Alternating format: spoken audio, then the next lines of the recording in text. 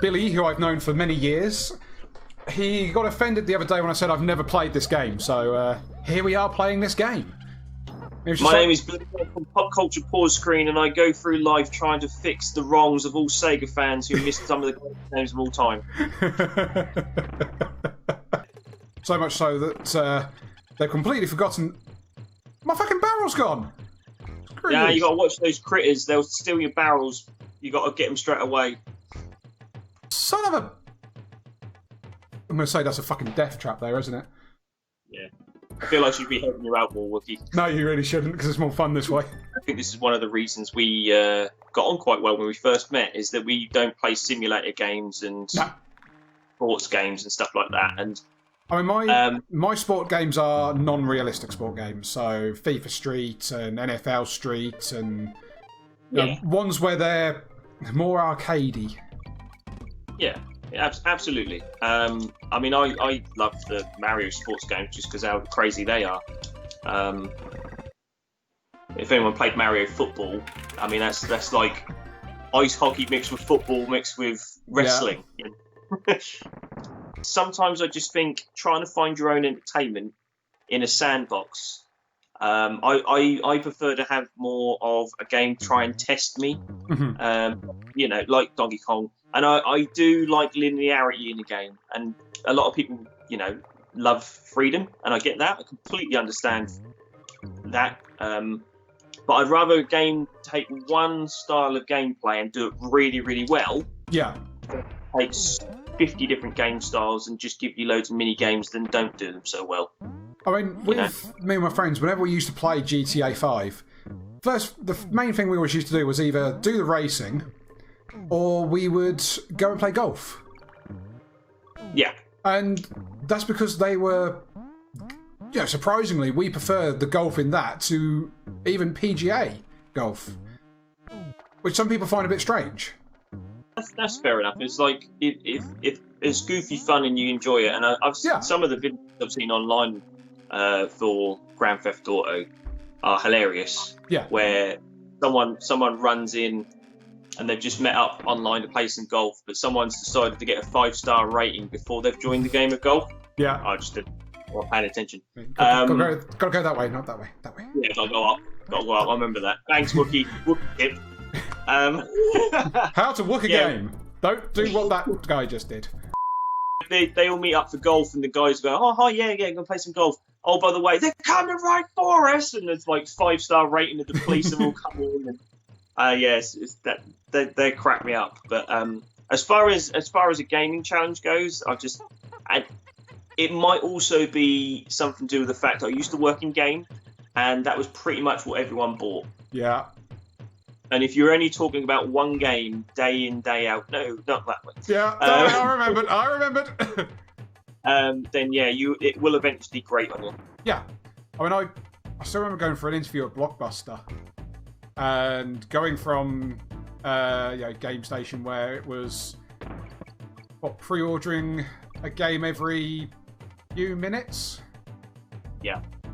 So when we went in, they went, so with our pre-orders, we get about 2 or 3 a week. And without even realising it, I laughed. And I hated myself because I laughed and just went, ha. Yeah. And I was like, fuck, I've got to cover this up quickly. Why did you do that for? I went, because we usually do that before breakfast. I think it was just a case of, he's got a pre-order. He's got a pre-order. What do we do? I've still got stuff from Blockbuster, and it's going to be very expensive for me to return. Why? Because you've had it on loan for so long. Yeah, well, I wouldn't really call having the wife a loan. Oh right. So that is how me and Mrs. Wood met. Was for fuck's sake! Oh. Oh, you never told me what your other games were. You said there were Worms.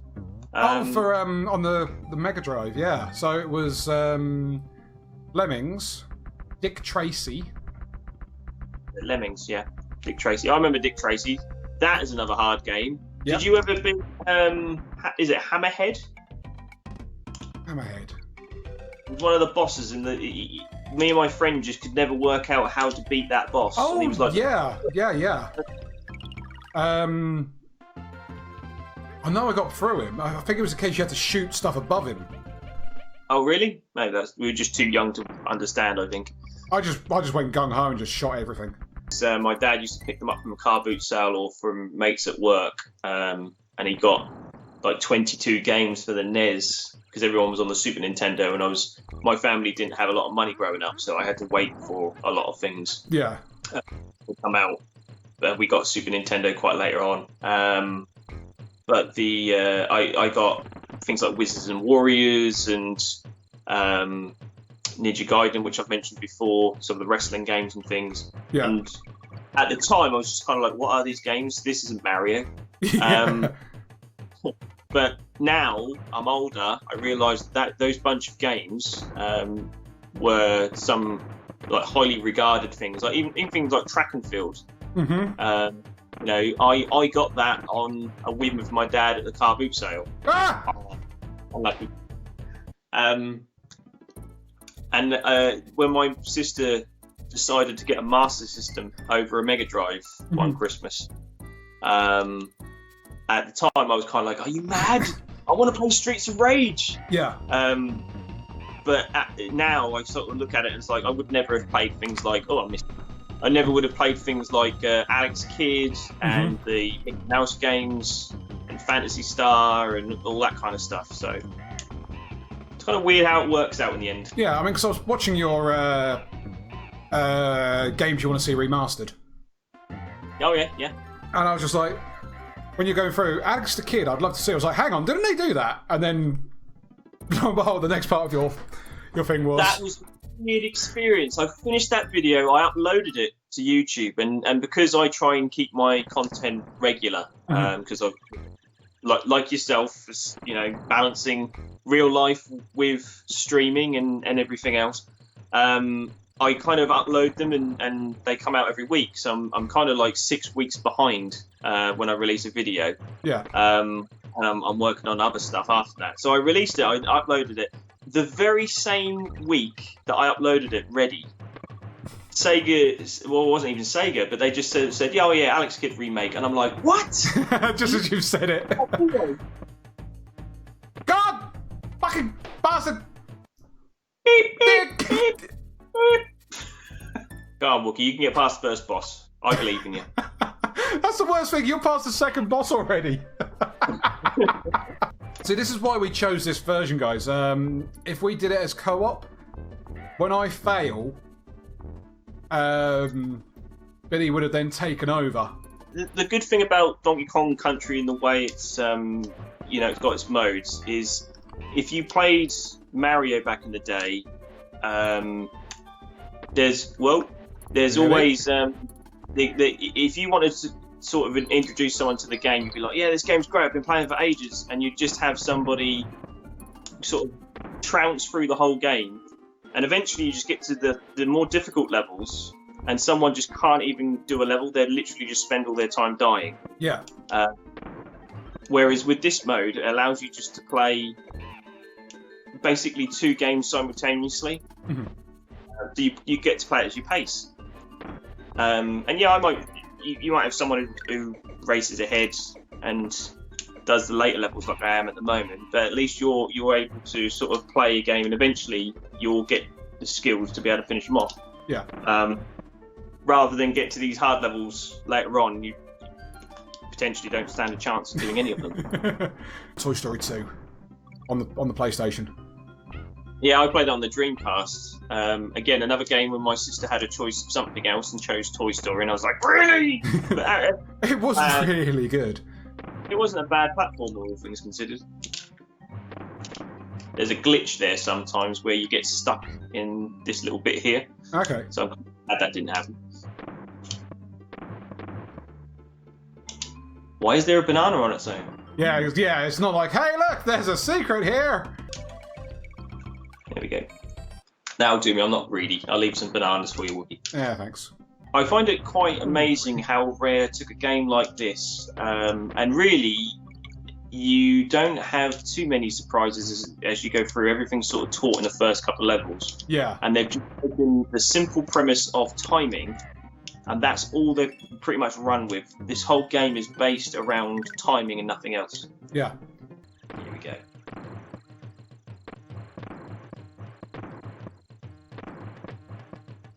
Oh, it's the same barrel every time, mate. Every time you get that barrel, you're like, fire! Ah! Well, that wasn't the same barrel again, was it? It wasn't, no, not this one. It might look pretty good if you decide to throw your chair into the distance with that space background you've got.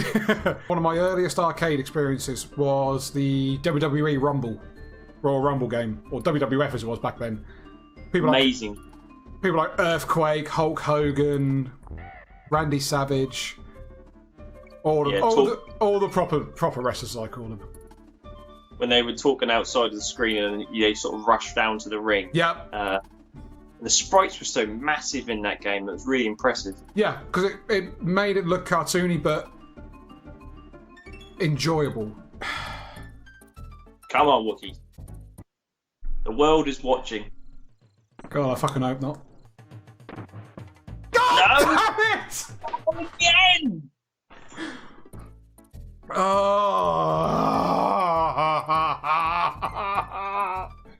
Right. Did you just get past it? I did. Oh, pressure's on. No, it's not.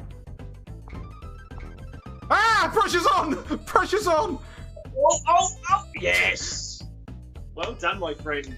And you got the life as well. Oh. Good man. See? All you needed was a break, mate. What the? That's one way to go across, I guess. I always knew that. We have a long-standing rivalry, me and that croc. Sounds like me and that barrel. Right, so this is the boss fight now, isn't it? It is. I'm going to give you a tip. You jump on its head. That's not just the end of the tip. I'm not being facetious. Just jump on it, you'll be fine. Jump on it, yeah. Once you've jumped on it, you can't jump on it again until it's done one hop. So wait. Now you can jump on it.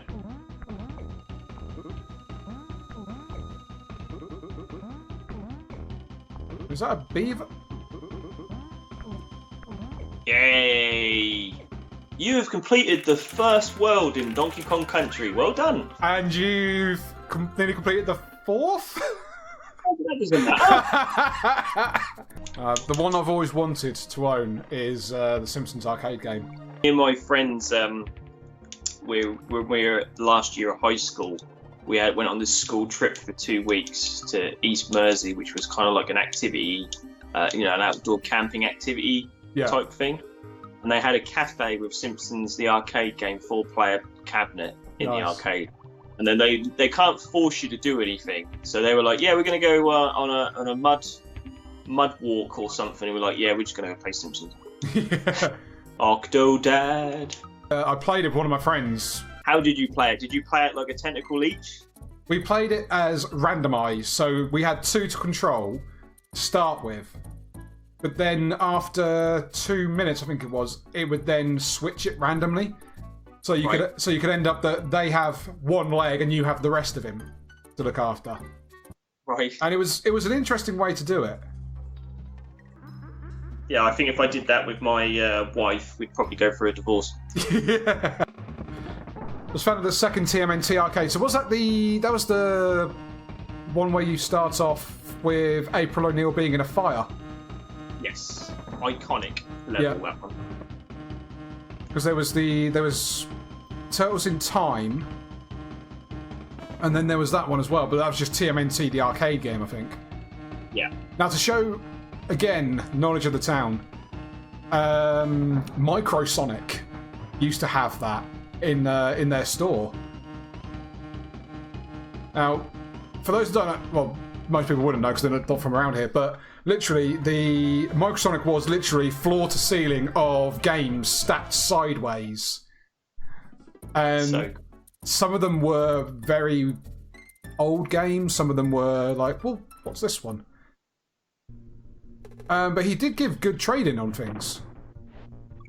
He did, and his loyalty card was so cool because it was like a holographic gold card. Didn't know they even had a loyalty card. Yeah, they had a it's a I wish I still had it. It was a holographic gold card that kind of looked like a shiny sticker that you used to get back in those wizard sticker things. Yeah, such a I've still got my Game Station card, like the old. Yeah, the Game Station Elite. Yeah, that's it. Yeah, I've still got mine. I actually had to slice mine down to fit in my wallet. Really? Yeah. Go into game with my Game Station card, and they're kind of like, "Oh no, we don't accept this." I go, "Yes, you do. Just swipe the card." It's still the same thing, love. Right. Okay, you jumped over this bit, didn't you? Hug the wall. That's it. Now you got one jump to make, and you complete the level. Yeah. Wait for it. Now. Ah! Oh well. I got another life. I had a donkey. The great thing about video games is the way that it just sort of builds memories. Yeah. I talk about one of my videos. I'll get this right in a minute because I'm talking in gaming. That's a skill that we never learn. No. In one of my videos on YouTube, I talk about how music is more affiliated with me with video game music than it is like things that come up in the charts, and it's literally just comes down to the fact because sorry, this is really difficult. Yeah, it does look it. Oh, he fails. It just comes down to the fact that when I'm listening to a song on a video game on a level that I'm trying to get better at, exactly like Donkey Kong, the music on this game is so good, and it gets burnt into you because you affiliate that with success and failure. Yeah, I mean, because studies have shown that if you're trying to study, video game music is better because it's designed to not draw attention but be there in the background. Absolutely, yeah. Yeah, it is true. And I could probably go through my Spotify playlist, and there are quite a few video game soundtracks in there. Some of them are metal variants or different stylings of them, but they're still the same thing. Another one you might want to check out, the Wookie, if you haven't already, is basically insert title meets metal. E-Rock. Yeah. He's really good. He's another one I listen to as well. His rendition of Castlevania. So good. Yeah. Because, I mean, he's done lots of them. He's done one recently with a guy who I like called Jonathan Young. All right. And he does loads of different ones, but the main one he does that we like is the Disney songs. Yes. But he did a metal version of Pokemon. So it's the main theme, and they were just like, well, what else can we do to make this epic? So he's there singing it, and then all of a sudden, this guy walks up behind him who's wearing one of those comedy ties that flies off in the wind with a bit of metal in it, and it's the guy who sang Pokemon originally. So he does a duet. He does a duet with him. But he also, the weird thing is though, he gets the same guy to dress in a Pikachu onesie whilst playing a guitar. Yeah, it's just so obscure. Another question: how do you feel between OG music to remastered or remake music? My example being Sonic Generations. I'm okay with it. Yeah, depending on how it's done, I would say. I mean, sometimes you can get like variations. Like, I don't always like it when they change the tempo. Mm-hmm. I can't remember if there's a bad guy coming up, and I'm a bit paranoid. You're just going to jump just in case. Like, for example, as far as I'm concerned, Ice Cap Zone on Sonic 3 always needs to be a fast tempo. If they slow it down, which a lot of music remixes tend to do with that track, I kind of want to be there, sort of speeding it up. You know? It just doesn't make sense to you. For example, although completely contradicting what I said just a moment ago about changing tempo, there's some really good remixes of Royu's theme from Street Fighter in a slower tempo, which is atmospheric. So yeah, I'm way up for remixes over the originals. Depends upon the situation and how it's done, sort of thing. Yeah. For example, talking about Street Fighter, actually, I missed it. There was a HD remake of Street Fighter 2 Turbo. Yeah. Where they got a lot of OC remix tracks of. Do you know what OC remix is, Wookie? Yep. No, it's a website where it's just fan-made remixes of any music track you possibly think of from a video game. Okay. And a lot of the regular contributors to that website came together to make a Street Fighter original album. Okay. And Capcom liked it so much they actually put it in the game. Nice. So it's nice when a company recognises fans for things they've done. Although copyright is important, and I think sometimes it goes far too far these days. Yeah. There's people out there who also just want to enjoy the product. If you copyright too much, you damage the enjoyment of a product where someone can't, have fun with it. Yeah, Rockstar have today taken down a fan-made San Andreas trailer from GTA 5. Someone made a trailer of San Andreas, what it would look like if it was made in GTA 5 engine. Okay. And they were just like, no. I get it. Maybe they're thinking, well, if someone's looking for a trailer for GTA, I almost killed myself. If they're looking for San Andreas and they find that. Yeah, this is it. I think that makes more sense from a business standpoint, because if someone doesn't know better and they look at that trailer and they think, well, that doesn't look any different to what I know already. Yeah. You're gonna be like, well, no, that's fine. No, kind of understand. Yeah, that I can understand. A lot of my stuff on my channel pays homage to my favourite games. I've got my quirky little beginnings to stuff. Yeah. And I can't imagine my channel without that kind of personality, because that's kind of what I'm trying to say. It raised me. This is the stuff I enjoyed the most. Yeah. The thing I'm worried about is obviously Wookie is now owned by Disney, and Disney are notorious for doing things like that. Would I still be Wookie in 12 months' time? I want to be. Because I'm not... okay, yes, I have the little picture there of a Wookie. I have the Star Wars startup. I'm sort of thinking, am I going to be penalised for it? And I'm hoping not, because that's me. This is who I am. Yeah, I mean, there's that certain thing of like fair use and parody and that kind of stuff, isn't there? And I feel that there's what you're doing, what I'm doing, maybe because we're biased because we are doing these things. Yeah. And I know there's a certain degree of people that would go out there and go, well, you need to make all original content. And I'd be like, have you tried doing that? Yeah. Can you make a game for us then? Yeah. Not to mention the fact that also what people fail to understand is that even content that apparently is copyrighted in a lot of things is inspired or came from somewhere else. Even Star Wars, a space opera of something else before, like a book that Lucas read, and apparently if you go back and find it, I don't know what the title is. I'm not sure, but the propaganda side of things comes from the space race between America and Russia during the Cold War. Right. So, if I was to ask you right now, what was the colour of the Russian army? What were they known as? It was red, wasn't it? The Red Army. Actually, I need that tire, don't I? Can go down underneath it if you wanted. Can you? Yeah, you can go underneath that platform. It's not a hole. Ah, okay, cool. But there's a buzzy thing. There's another buzzy thing. There's two buzzy things! Oh. There's two buzzy things! Sif!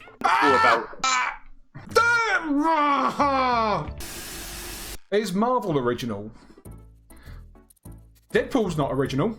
With Deadpool, it was basically Deathstroke. because Deathstroke came out first, and Deathstroke is Slade Wilson. Yeah. And he's a mercenary for hire who uses katanas and guns.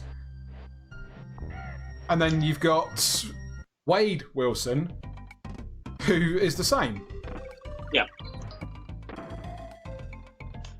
And that's the thing. I mean, comic books are atrocious. There's Swamp Thing and The Thing. Yeah. There's Thanos is actually ripped off from Darkseid. Yeah. And everybody's actually admitted that. Yeah. So you know it's bad when they're like, yeah, we actually ripped them off. Yeah. But they change so many little details that it's completely different. Well, they rip it off each other so much, they've basically said, yeah, you can have that one, because otherwise we've got to fight the battle. Yeah, you ripped off Deadpool, we'll take this. Yeah, but you did this to us. And you say there's no point. Because it'll be sue, counter sue. Eye for an eye kind of business. Yeah, exactly. What fans are hoping for is that he's going to be the new cameo person in the Marvel Universe. Yeah, and I can see that would work really, really nicely. Yeah. But that brings me to like my point on this and copyright and stuff in general. What was it? Deathstroke was made first, but most people would consider Deadpool to be the more popular, more original character because of the way he is. Yeah. But you wouldn't have Deadpool without Deathstroke to inspire. No. And you look through history and how much companies are now trying to tie down their IPs. Some of the best content came from being inspired by other work first. Yeah, exactly. Go up on the tire, there's an animal buddy. Now, yeah, if you go up here and there's a door in the middle, that'll give you an extra hit. Yeah. Yeah, and I think people are locking down their IP so much it's getting harder and harder to create decent stuff. Yeah. And when if you look back that much, you'll be surprised how much has actually been inspired by other things. Like Final Fantasy wouldn't have happened if Dragon I've forgotten the name. Dragon Ball? Dragon Quest came first. Mm-hmm. Yeah. Final Fantasy Tactics is considered to be a really good RPG, but that wouldn't have happened if Fire Emblem didn't happen first, you know? Yeah, so they sort of... I mean, because obviously Final Fantasy was going to be the last game by Squaresoft. You know, Donkey Kong, what we're playing right now, you're telling me that wasn't... Well, Miyamoto has actually admitted himself that it was inspired by King Kong. Yeah. And they almost got over it. But eventually it was, that's a story for another time. But Nintendo eventually won the lawsuit because King Kong was considered to be public domain. But, really? Okay. Yeah, basically, they had a lawyer called Kirby, which is where Kirby got the name from. So they were like, "Thank you, you just saved our bacon. You can have a pink fluff ball named after yourself." Yeah, it sucks everything up and takes their abilities. Yeah, that's right. Well done. Basically, they made Donkey Kong, and I think it's Universal owns the rights for King Kong. But yeah. They had Universal had been sued before over King Kong. Okay. And they got out of it by saying that King Kong, or the idea of what King Kong looks like, is public domain. Public domain. So basically, they shot themselves in the foot later on in life. That's right. The Kirby lawyer came back and basically said, "Well, you've said this before. You can't pick and choose your rules." Yeah. And that's what their downfall was in a sense. So they copyrighted the scenario of King Kong, but not the look and appearance of him. Mm-hmm. So that's how Donkey Kong managed to basically not sink Nintendo.